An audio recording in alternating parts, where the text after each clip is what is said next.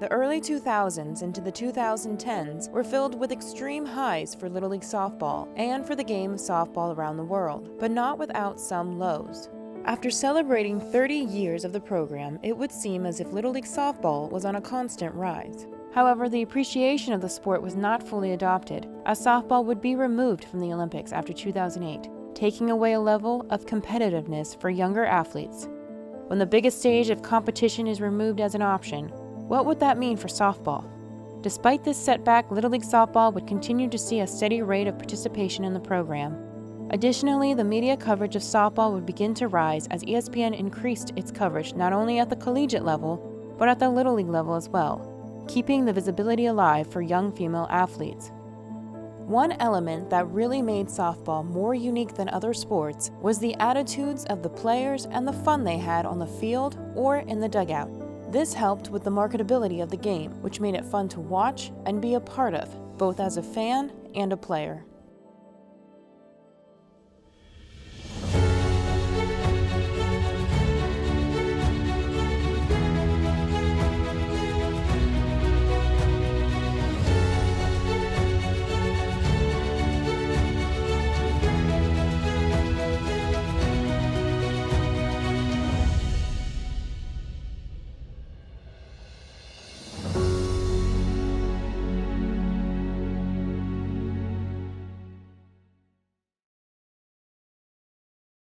Since 1963, ESPN and ABC have been a proud part of the Little League family, with their coverage of the Little League baseball tournament continuing to increase over the years. However, it wasn't until 1975 that the Little League Softball World Series championship game was covered by ABC.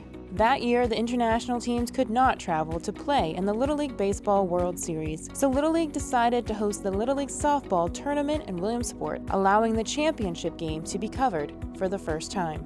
Although the full game was not covered, having highlights shown on the network was an achievement for the two-year-old softball program. Coverage of the Little League Baseball World Series had been going on since 1948, and in 1960 we had a working relationship with ABC, which later partnered with ESPN, and so the Little League Baseball World Series has been on television for years. But by 2001, the Softball World Series championship game, it was the first time it was aired live on ESPN, which was a big deal to have the game where, it's not on at like 2 a.m. or something like that. This was going to be on, prime time and everybody's going to get a chance to watch the game live.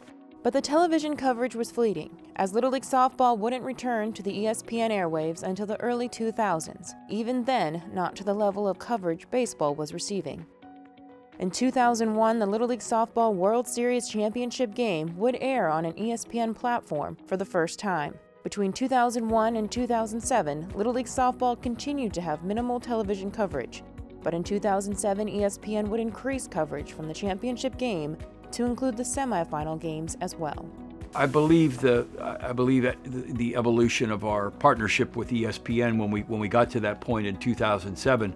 We were so strongly committed to trying to provide equitable balance between Little League Baseball and Little League Softball that we said to them, look, we really need and want to have as much sort of parallel coverage or distribution of Little League Softball as we do Little League Baseball, and they were receptive to that. So I think it was in 2007 when we kind of finally made it across the bridge to get everybody to say, look, everything we're doing for Little League Baseball, we want to do for Little League Softball, and they were agreeable to that, and we have grown exponentially since that time. And then throughout the years, as the Little League and ESPN agreements changed and contracts, more games were added in all of the divisions, but specifically the Little League softball side. So then you got to see some of the kind of semifinal games were on television.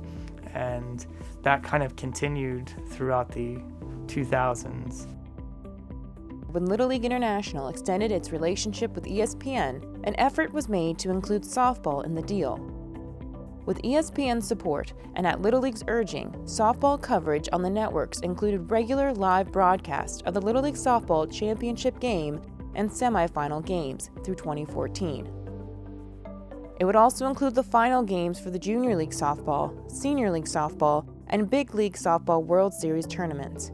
If you show it, you can grow it. And that's exactly what TV has done. And as a broadcaster, I get to see that these young athletes, they have dreams and visions of where they want to be playing, whether or not it's the Women's College World Series, whether or not it's the Olympics, opportunity to play in a pro league. And so I think from a broadcaster standpoint, to be able to see the growth at every level, it's just been heartwarming for me. Well, with having so much more visibility, whether it be on ABC, whether it be on ESPN, Bally Sports, whatever it is, I'm just happy that we have that visibility. I'm happy that younger athletes can see us, can want to be in our shoes, can aspire to be in our shoes. But when you talk about Little League, when you talk about softball at a young age, it has to start somewhere. And to see the growth and the incline of athletes and younger girls playing softball, I think is because they see so many strong women playing the sport. The athleticism and the exposure is out of this world now, from especially when I was a player to now broadcasting these games. Being able to call games with ESPN, call the Little League Softball World Series, it's become a full circle moment. To be 8 years old and putting the jersey on and feeling all the butterflies and the dirt under my feet was overwhelming at 8. But now, at this age, it's pretty cool to have butterflies in a different way, still being able to talk about the sport that has made my heart beat for so long. ESPN coverage and support of the program would only increase after those 8 years, with the inclusion of all U.S. region and World Series softball games providing girls the visibility they deserved.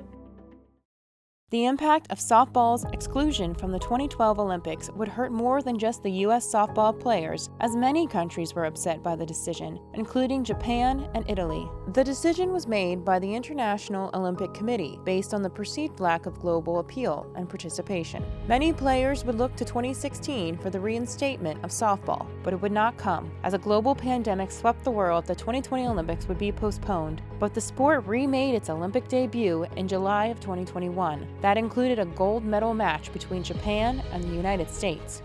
I think with softball being in and out of the Olympics so much, it's hard to see with us here in the United States because we just see that softball is so popular all the time. But for having softball in and out of the Olympics so much, I think that it does show that we do need more growth in our sport worldwide. And I think that's the biggest thing is that we just have to continue to grow it worldwide the best way possible for it to continue to stay in the Olympics. With the decision to once again not include softball in the 2024 Games in Paris, it would seem softball in the Olympics was on its way out for good. Yeah, I mean, I don't love it. I don't love that they bring it out and bring it back and bring it out and bring it back. I think there was a lot of great athletes that could have went in 2012 and 2016 that never got the chance. My broadcast partner with this, Madison Shipman, one of them. It's unfortunate, but I mean, the highlight is that it is 2028. And a lot of these athletes that are competing here in the Women's College World Series are gonna potentially get an opportunity to compete and wear, you know, their country across their chest. And there really is no greater honor than that. I remember the 04 Olympics and the 08 Olympics, and I was a little girl when that happened, and then with the 08 Olympics, I was in high school. And so those were like the crucial years for me living up to that or living through that and just looking up to those Olympians. When I was in college, that's when softball was out of the Olympics in 2012, and then throughout my pro career, softball had been out of the Olympics. While softball was lacking globally, domestically it was thriving. The Women's College World Series was growing fast and would soon become one of the most watched sporting events. In 2021, it drew 1.85 million average viewers, 445,000 more than the Men's College World Series. ESPN would go from covering 6 regular season games in the early 2000s to covering more than 3,000 games, a huge win for women's softball.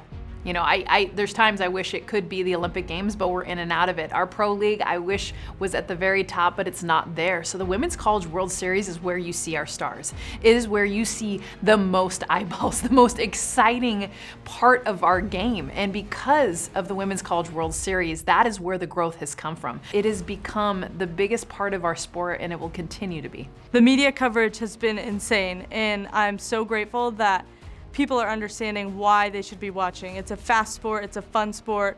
The girls are awesome athletes, but also like I'm just obsessed with softball and obsessed with watching every single game. So I'm grateful that all these games are on TV because I'm such a huge fan of the sport and I love to see the growth of the athletes, and it ultimately helps me push my game to be better. Again, it's women's sports at its highest peak right now, and I feel like softball is on the climb up. The athletes we have now competing are wanting to succeed in the future, you know, and we're bringing up other athletes with us like, hey, come on, come join us, come compete with us, and come move forward with us. I remember watching, I don't remember what year it was, but it was the College World Series. Ironically enough, it was Oklahoma, which they're the hot team now, but I remember seeing Kaylani Ricketts on the TV, and I must have been in high school, but just thinking like, wow, these strong female athletes are on TV, and that's going to be me one day. I mean, I had it as a goal in my head since I was like 10 years old to play collegiate softball, and seeing the dream be a reality on TV helped me pursue my goals and accomplish my goals.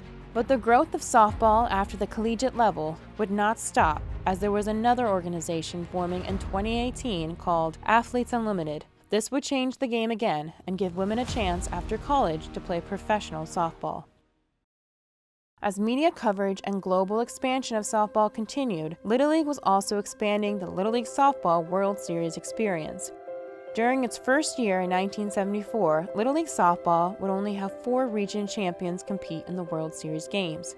As the sport grew, the number of teams competing would also soon grow and change the location of the Little League Softball World Series.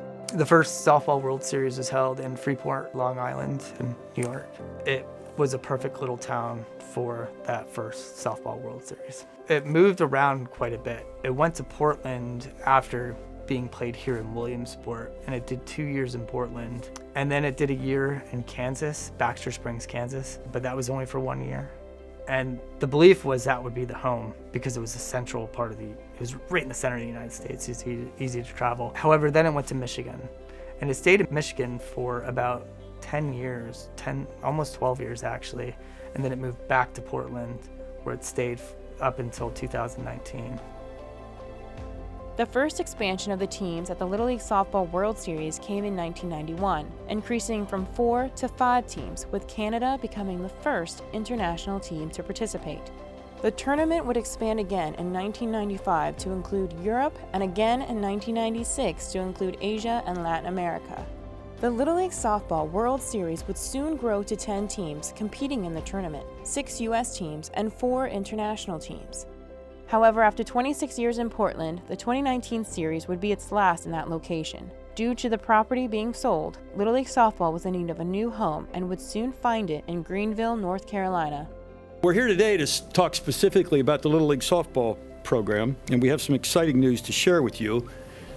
I don't know how many of you are aware, but since 1974, the Little League Softball program has been in existence, and millions of young girls who have played in that program have dreamed of playing in a World Series. And they first had that opportunity in Kalamazoo, Michigan, many years ago. And for the last 26 years, the Little League Softball World Series was held in Portland, Oregon. So I'm really pleased to announce that here today that the 2020 Little League Softball World Series will be moving to a new home right here in the great city of Greenville. You're allowed to applaud. There you go. Yeah. Absolutely love to see the growth and how more states and communities and Little Leagues are wanting to get involved. I think that they see how awesome the World Series is. They see all the attention and the games on TV and how talented the players are on the field and how involved the coaches and communities are. And I think they think, I want to be a part of that too. Like the way that it has grown in the past 8 to 10 years is really something special, and I've loved being a part of it. With the cancellation of the 2020 World Series due to the pandemic, Little Leaguers would have to wait until 2021 to try out the new field. With its new home, more exciting news was headed towards the Little League Softball World Series, as another expansion would come in 2022 to include 2 more U.S. teams, growing the total number of teams set to compete for the World Series championship to 12. The Little League Softball program grew exponentially throughout the early 2000s and 2010s. Despite the cultural misconception that no one watches women's sports, participation and interest would prove that statement wrong. With the increased softball coverage for Little League Softball, the Women's College World Series, and a new professional league for women's softball gaining momentum, all that seemed left was to bring softball back to a global stage.